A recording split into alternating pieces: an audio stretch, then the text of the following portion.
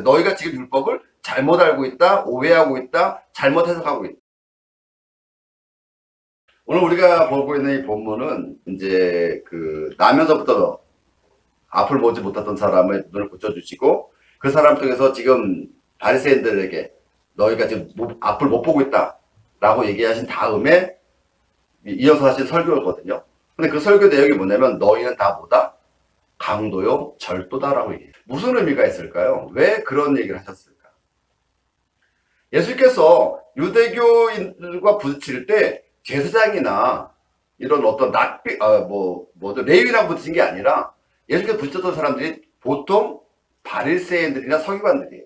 랍비라고 불리는. 다시 얘기하면 율법을 해석하는 사람들이거든요. 그 사람들에 대해서 예수께서 계속해서 그들에게 얘기하고 있어요. 너희가 지금 율법을 잘못 알고 있다, 오해하고 있다, 잘못 해석하고 있다. 제사장이나 레위 인들이죠. 거기서 제사를 돕는 사람들에 대해서는 그들은 그들이 하는 일이니까, 왜냐면 그들이 말씀을 해석하는 게 아닙니다. 말씀을 해석하는 서기관들과 바리새인들의 그런 말씀 해석과 그런 교리에 따라서 그들을 집행하는 거죠. 그러면 예수께서 왜 계속해서 말씀을 해석하는 사람들과 부딪혔을까? 그리고 오히려 그들에게 뭐라고 얘기하면 너희가 무지하다 그래요. 모른다 그래요. 여러분, 당시 바리새인들과 서기관들은요, 율법을 거의 외우고 있습니다. 어려서부터 율법을 다 배워왔고 율법을 해석해왔고, 근데 그 사람들에게 뭐라고 얘기한다고요? 너희가 율법을 잘 모른다라고 얘기하고 있다는 거죠. 무엇을 얘기하죠? 성경을 해석할 때 자기에게 유익하게 해석을 한다는 거예요. 그래서 바리새인들이 채소, 근채라 그러죠. 집 근처에 심는 채소를 얘기해요. 그거에 11조도 받아요. 자기들이 거둬들여야 되는 거에 대해서는 철저합니다. 11조나 헌금이나 이런 거에 대해서. 그래서 우리 요즘도 마찬가지로 말라기서를 굉장히 많이 이용하죠. 하나의 것을 도둑질하지 말라. 근데 그것을 걷어서 어떻게 사용해야 되는지에 대한 성경 말씀을 해석하지 않는다는 거예요. 여러분 보세요. 여러분이 드려지는 헌금이나 여러분이 드려지는 그 모든 것들을 가지고 교회가 어떻게 사용되어져야 되는지에 대해서 우리가 제대로 해석을 하고 있냐고요. 여러분 신앙생활에 있어서 목회자가 잘못 인도했을 때 우리의 영적인 손해만 있는 게 아니에요. 우리의 경제적인 손해가 굉장히 큽니다. 그래서 예수께서는 신앙을 잘못 해석했을 때 너희가 강도가 되고 절도가 될 때라는 거예요. 우리 영혼만의 문제가 아니에요.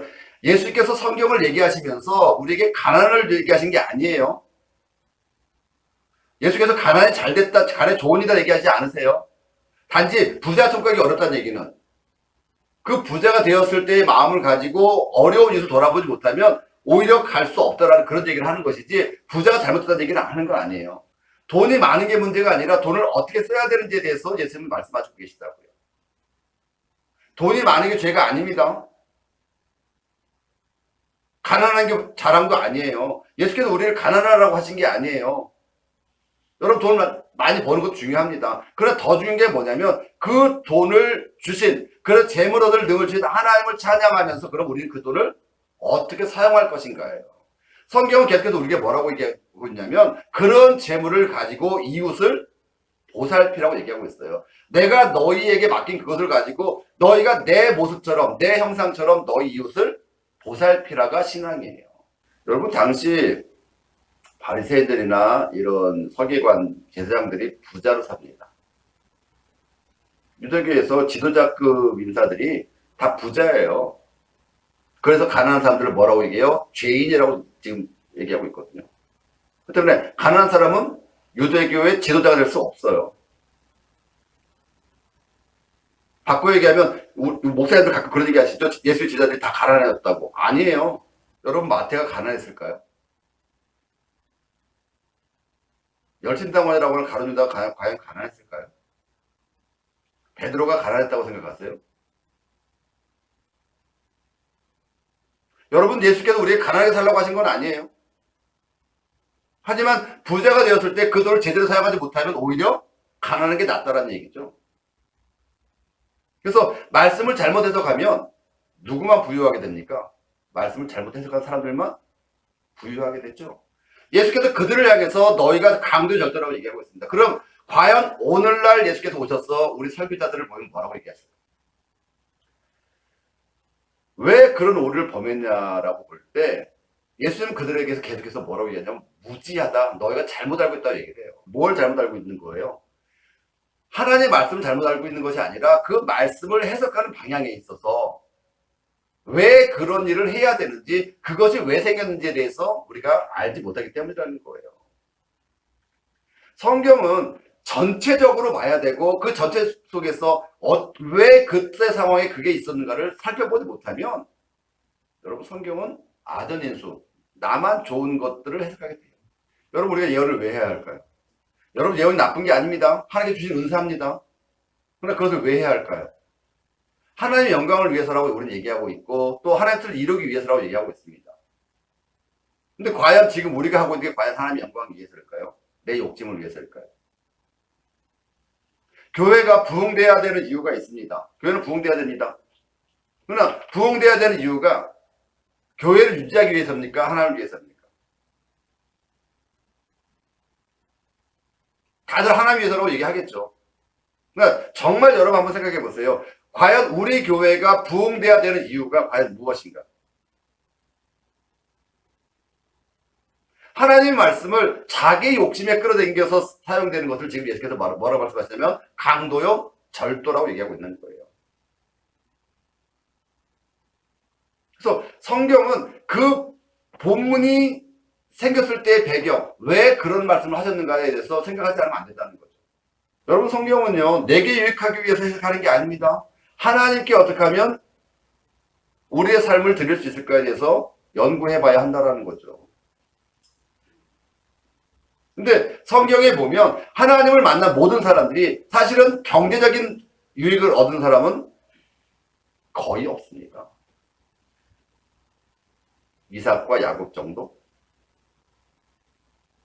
하지만 이삭도 그 경제적인 부를 이루기까지 얼마나 많은 고난과 수고를 했는지 여러분 아시잖아요. 우물을 팔 때마다 뺏기고. 야곱이 부자가 됐습니다. 근데 그 부자 되기까지 야곱의 고백을 여러분 들으셨습니까? 밤에 수고를 무릅쓰고 낮에 자지 아니하고 거의 뜬으로 인생을 살았다는 겁니다. 그리고 그 결론이 뭐예요? 험악한 인생을 살았다고 얘기합니다. 여러분 부자가 되는 건 어쩌면 험악한 인생일 수도 있습니다. 그러면서 여러분 부자가 되길 원하십니까? 그러나 예수께서는 그런 부자들에게 뭐라고 말씀하시냐면 부자가 천국 들어가기가 낙타가 바늘게 들어가는 것보다 어렵다라고 말씀하세요. 아, 그럼 우리 가난해져야 되는구나? 아니요. 그 말씀을 왜 하셨는지를 한번 생각해 보라는 거예요. 부자가 되었을 때 우리가 무엇을 해야 될지에 대해서 생각하지 못하고 있다면 여러분 그 부가 오히려 우리를 하나님께로 가는 길을 막고 있을 수도 있습니다. 그렇기 때문에 그 성경을 해석할 때는 그 성경이 왜 그런 얘기가 있었는가, 그런 말씀을 했던 배경이 무엇인가를 생각해 봐야 한다는 겁니다. 그걸 생각하지 않으니까 어떤 일이 생겨요? 고르반이 생기는 거예요. 말씀을 자기에게 유익한 대로 해석하다. 성경 해석이라는 게 어떤 개인이 갑자기 해석하는 거 아닙니다. 여태까지 쭉 계속해서 해석해 내려오던 것들을 우리가 연구해가지고 계속해서 발전시켜 나가는 거죠. 그래서 전통이 나쁜 건 아니에요. 근데 그 전통을 재해석하지 못하면 우리가 지금 바리새인들의 그 인과응보에 대해서 여러분 했었죠. 너 가라는 거 죄가 있기 때문이야. 너 병을 태어난 거 죄가 있기 때문이야. 라는 거. 무조건 죄 때문이라고 얘기하는 거. 정말 그랬을까요? 예수는 그런 말씀 안 하시죠? 하나님의 영광을 위해서래요. 살다 보면 가난해질 수도 있는 거예요. 가난이 죄가 아닙니다. 마찬가지로 부자가 자랑도 아닐 수 있다는 거죠. 전통과 교리는 영구적이지 않습니다. 한국교회의 전통도 지금 계속 바뀌고 있습니다. 특별히 장로교의 전통은 너무 지금 많이 바뀌고 있죠. 장로교 전통에, 아니 장로교뿐만 아니라 개신교 전통에 십자가는 사실 걸지 못하게 되어 있습니다. 근데 교회 십자가가 없으면 어색해지죠? 그래서 걸기 시작하는 거예요. 십자가가 어느 순간 교회에 상징이 되어버리고 말았습니다. 교회는 예수 그리스도를 드러내야 되는 곳인데 교회가 십자가만 드러내고 있습니다. 그런데 그 십자가를 지지는 않습니다. 십자가가 교회의 상징이 됐음에도 불구하고 우리 십자가를 지금 지지 않습니다. 예수 그리스도는 어디 갔는지 없어요. 십자가밖에 남지 않습니다. 그 십자가를 지서 예수 그리스도의 그 마음은 어디 갔는지 없어지고 그냥 십자가만 남았습니다. 그리고 그 십자가를 바라보면서 우리는 우리의 죄를 고백하고 우리의 죄를 용서받기를 원하고 있죠. 그러니까 이런 전통이 왜 생겼는지 생각해보지 못하면 그 전통 때문에 오히려 우리가 하나님을 지금 대적할 수 있다는 거죠. 예수님 당시 유대교가 그랬던 거예요. 예수께서 하셨던 그 일, 그래 하나님 일인 것 같아. 근데 우리 전통과 맞지 않아. 그러니까 이단이야. 그런 일이 생길 수 있다는 거예요. 전통을 재해석하지 못하는 거예요. 교리라는 건요. 그때그때 상황에 따라 달라집니다. 그때그때 상황에 따라서. 왜 그럴까요? 그걸 못 지킬 사람도 생기거든요. 그러면 못 지키니까 너 이제 천국 갈 수 없어가 아니라 그 사람까지도 천국 갈 수 있도록 교리를 어떻게 해줘야 돼요? 바꿔줘야 한다는 겁니다. 그래서 말도 안 되는 교리가 아니라 성경적으로 그 사람들이 바르게 하나님께 갈 수 있는 길을 열어줘야 한다는 겁니다. 예수님 당시 유대인처럼 넌 병들었으니까 성전 들어오면 안 돼. 너는 뭐가 있으니까 들어오면 안 돼. 너 가난하니까 오면 안 돼가 아니라 가난하지만 그래도 하나님께 나갈 수 있는 길이 무엇인가? 병들었지만 그래도 하나님께 갈 수 있는 길이 어디 있는가를 알려줘야 한다는 거죠. 예수께서 병자를 고쳤을 때 그 병자를 병을 고쳐주기 위해서 고쳐준 것이 아니라 유대인으로부터 그들이 죄인이 되어서 하나님께 나가는 길을 막혔기 때문에 그들의 병을 고쳐줌으로 해서 그들을 하나님께 나갈 수 있는 길을 열어주신 거예요. 그러니까 병 고침이 목적이 아니에요. 그들이 하나님께 나가게 할 수 있는 것이 목적이었다는 거죠. 근데 우리는 뭐만 보고 있어요, 지금? 병 고침의 은혜에만 지금 우리가 관심이 있다는 거예요. 여러분, 병든 게 안타깝죠? 그 병 치료되는 거 중요합니다. 그러나 더 중요한 게 뭐예요? 그런 가운데서 하나님과 함께 할 수 있느냐, 없느냐예요. 우리가 잘 아는 송명희 신 같은 경우, 여러분, 그 와중에도 그분 뭐라고 말씀하세요? 공평하신 하나님 얘기하고 있다고요. 그분의 몸이 공평한 게 아니에요. 하나님이 그와 함께 하기 때문에 공평하신 거예요. 그러니까 교리라는 것이 사람이 하나님께 가는 길을 막으면 안 되는 거잖아요. 근데 어느 순간부터 교리가 하나님께 가는 길을 막고 있죠. 여러분, 주일날 너무 바빠서 교회 못 오고 장사하시는 분들 계세요. 다 지옥 가야 되는 거죠? 안식일 범했잖아요. 주일 범했잖아요. 11조 안 하면 어떻게 해야 돼요? 다 가난해져야 되잖아요. 여러분, 지금 당장 내가 먹고 살 것도 없고 병원비도 없는데 11조 내야 된다고요? 누구를 위해서? 아, 천국 가기 위해서요? 여러분, 성경은 그렇게 얘기하고 있지 않죠? 고아 과부들에게도 정말 내가 받은 은혜가 있어서 감사함 11조 내지만 그러지 못할 때는 살아야죠. 여러분, 살아야죠. 여러분, 사는 게 중요합니다. 여러분, 그 삶 속에서 여러분의 행복을 찾는 게 중요합니다. 하나님의 뜻이 여러분이 가난하게 되는 게 아니에요. 여러분이 먹을 것도 없이 먹지도 못하는 사람이 하나님께 헌금하라고 여러분을 지금 부르신 게 아니란 말이에요. 그런데 지금 우리는 그런 교리를 통해서 그 사람이 죽든 말든 11조 안 하면 정죄하고 교회 못 나온다고 핍박하고 어떻게 보면 지금 우리가 하나님께로 가는 길을 우리가 막고 있지는 않은지요. 교리로. 예수님 당시처럼. 우리를 올거면은 그 모든 것을 여러분 자유로우십시오. 우리를 올가면은 그 모든 것으로부터 자유로우십시오. 그래야 합니다. 그래야 신앙생활을 하는 겁니다. 우리를 올거면은 그 순간 우리는 그 법의 종이 되고 마는 거죠. 유대인들의 가장 큰 실수는 그거였습니다. 전통의 재해석. 그들이 초기 바리새인들이 그런 전통을 세움으로 인해서 유대인을 지켜냈습니다. 신앙을 지키기 위해서 그들이 고안해낸 방법이었어요. 근데 그 시대는 그게 맞았는데 그럼 그 시대가 지나면 그 시대에만 계속해서 해석을 해나가야 하는 거죠. 하나님의 말씀 외에 우리에게 무엇이 유익할까요? 근데 우리가 교리에 매이는 순간, 전통에 매이는 순간 우리는 또 예수 그리스도를 십자가에 못 박을지도 모릅니다. 아, 예수님 그 하신 일이 맞아. 하는 일은 것 같아요. 근데 우리 교리와 맞지 않아요. 우리 전통과 맞지 않아요. 그러니까 이단이에요. 가 될 수도 있다는 거죠. 2000년 동안 신학이 지금 자리를 잡고 있는 겁니다. 그게 나쁜 건 아닙니다. 전통을 보존하는 건 맞죠. 그러나 재해석은 해야 된다는 거예요.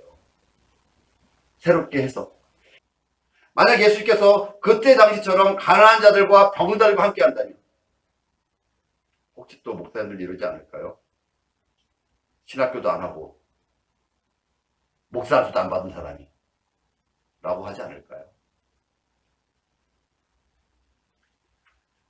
교리의 재해석이 멈추면 시대에 맞게 재해석되어서 정말 사람들이 어떻게 하면 하나님께 나아올 수 있는가를 연구하지 못한다면 교리는 또다시 오류를 반복할 수밖에 없습니다. 종교개혁이 왜 일어났습니까? 교리를 잘못 해석하고 성경을 오해한 사람들에 대해서 우리는 바르게 성경을 돌아가자 하고 종교개혁을 했는데 지금 500년이 지나고 보니까 똑같이 그 일을 반복하고 있다는 겁니다. 전통에 매여서 칼빈은 어떻고 루터는 어떻고 그들이 뭐 어떻게 신앙을 지켰고 그들은 그때 상황에서 그들은 그렇게밖에 지킬 수가 없었다면 지금 나는 어떻게 신앙을 지킬 것인가에 대해서 고민하지 않으면 우리 똑같은 오해에 빠질 수밖에 없다는 겁니다. 여러분은 지금 여러분의 신앙을 어떻게 지키시겠습니까? 목사의 가르침에 따라서 그냥 주일날 한번 교회 갔다 오고 헌금 조금 하고 기도 좀 하면 다 된다고 생각하십니까? 그게 과연 우리를 하나님께로 천국으로 이끌 수 있을까요? 성경은 끊임없이 해석되어져야 합니다. 하나님의 마음으로. 우리 욕심에 맞춰서 하나님을 끌어내는 것이 아니라 하나님께서 정해놓으신 그 뜻대로 우리가 나아가야 한다는 겁니다. 근데 유대인들 중에서 특별히 바리새인들과 서기관들이 그거를 막고 있다는 거죠. 그래서 그들 향해서 뭐라고 얘기하냐면 강도요, 절도라고 얘기하거든요. 신앙의 세계라고 얘기하지만 여러분 영적인 문제는 사단도 영적인 존재이기 때문에 많은 기적들을 행할 수 있습니다. 거기에 지금 우리가 현혹되어질 수도 있다는 겁니다. 사단의 가장 큰 무기는 속임수입니다. 그리고 그 사단이 형상으로 나타나지 않습니다. 우리 속에서 하나님의 뜻을 반대하는 게 사단입니다. 예수께서 베드로에게 말씀하십니다. 바요나 시몬아 네가 복이 있도다. 네가 지금 고백한 주는 그리스도시요 살아계신 하나님의 아들이라는 그 고백은 하나님께서 알게 하신 것이다. 네가 복된 자다 라고 얘기했는데 그 다음에 바로 뭐라고 해요? 사단아 내 뒤로 물러가.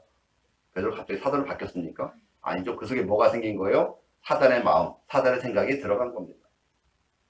오늘 우리에게도 마찬가지일 겁니다. 성경을 듣고 말씀을 듣고 너무너무 기쁜데 그걸 행하려고 하다 보니까 이렇게 하면 안 되겠는데 예수님 그렇게 하면 안 됩니다 라고 하는 순간 내 욕심과 내 생각에 따라서 하나님 예수님의 말씀을 반대하는 순간 우리는 바로 우리가 사단이 되는 겁니다. 사단이나 하나님이나 영적인 존재입니다. 그래서 영의 생각, 하나님의 생각을 하는 사람은 하나님처럼 살 것이고요. 사단의 생각을 하는 사람은 사단처럼 살게 될 것입니다. 그래서 사단이 우리가 생각하는 마귀, 무서운 마귀가 아니라 우리로 하나님께로 가까이 가지 못하게 만든 그 모든 것들이 바로 사단인 것입니다. 예수께서 바리새인들에게 얘기했죠. 너희가 천국 문을 가로막고 너희도 들어가지 않고 들어가는 사람도 못 들어가게 하고 있다. 저는 그 말이 지금 우리에게 어떻게 들리는가를 생각해 봐야 한다는 거죠. 성경을 잘못 해석하는 것이 단순히 성도들의 영적인 신화적인 손해만 생기는 것이 아니라 그들의 경제적인 문제에도 굉장히 큰 손해를 끼치게 됩니다. 여러분, 우리의 기준은 성경이어야 하고 예수 그리스도여야 합니다. 여러분이 하시는 그 일이 성경적이고 예수 그리스도적이어야 한다는 것입니다. 그리고 신앙은 결국 하나님을 찾아가는 길입니다. 누군가의 인도로 따라가는 곳이 아니라 신앙은 여러분 스스로 하나님을 찾아가야 합니다.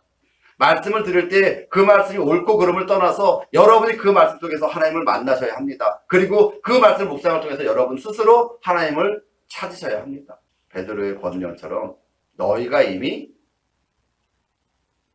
왕 같은 제사장이라는 의미를 아셨으면 좋겠습니다.